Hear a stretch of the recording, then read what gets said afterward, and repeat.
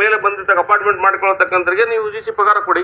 But 2018ಕ್ಕಿಂತ ಮುಂಚೆ ನಾನು HK Patil ಸಾಹೇಬರಿಗೆ ಅಧಿಕಾರಿಗಳಿಗೆ ಕೇಳಿದೆ, ಸರ್ ನಾವು ನೀವು ಎಲ್ಲ MA MCom ಎಲ್ಲ ಮಾಡಿದ್ದೀವಿ, ಅಲ್ಲಿವರೆಗೂ ನಾವು ಓದ್ಕೊಂಡಿದ್ದೀವಿ, ನೀವು ಎಲ್ಲ ಮಾಡಿದ್ದೀರಿ, ಮತ್ತೆ ನಮಗೆ ನಿಮಗೆ ಕಲಿಸಿದ ಮೇಸ್ಟ್ಗಳಿಗೆ ಯಾವ NET ಸೆಟ್ ಇತ್ತು ಸರ್? ಅವರೆಲ್ಲ ಬರೀ MA MCom ಎಲ್ಲ ಮಾಡಿದ್ರಲ್ಲ, ನಾವೆಲ್ಲ ಕಲ್ತಿಲ್ವಾ?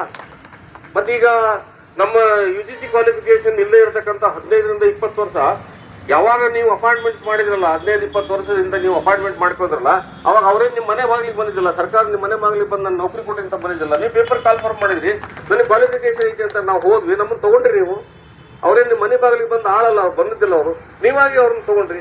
ಹೆಂಗೆ ತಗೊಂಡ್ರಿ? ಅವತ್ತಿನ ರೂಲ್ಸ್ ಏನಿತ್ತು, MA MCom ಆದರೂ ಸೆಕೆಂಡ್ ಕ್ಲಾಸ್ ಆದರೂ ಏನಾಯಿತು, ನೀವು ತಗೊಂಡ್ರಿ.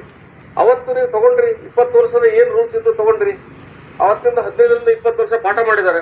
15-20 ವರ್ಷ ಪಾಠ ಮಾಡಿದ ಮೇಸ್ಟ್ಗಳಿಗೆ ಇವತ್ತು ನೀವು UGC ಕ್ವಾಲಿಫಿಕೇಶನ್ ಹಚ್ಚಿ ಇದು ನಾನ್ UGC ಅಂತ ಹೇಳಿ ಮಾಡಿ, ಇವರಿಗೆ ಶಿಕ್ಷಕರು ಟೀಚರ್ ಪಾಠ ಮಾಡಲಿಕ್ಕೆ ಇವ್ರು ಅರ್ಹರಲ್ಲ, ಇವ್ರು ಅನರ್ಹರು ಅಂತ ಹೇಳಿ ನೀವು ತೀರ್ಮಾನ ಮಾಡಿದ್ರೆ, ಎಸ್ ನಾನು ಒಪ್ಪಿಗೆಂತಾರೆ, ಮಾಡ್ರಿ, ಅದನ್ನು ರೈಟಿಂಗ್ನಾಗ ಕೊಡ್ರಿ.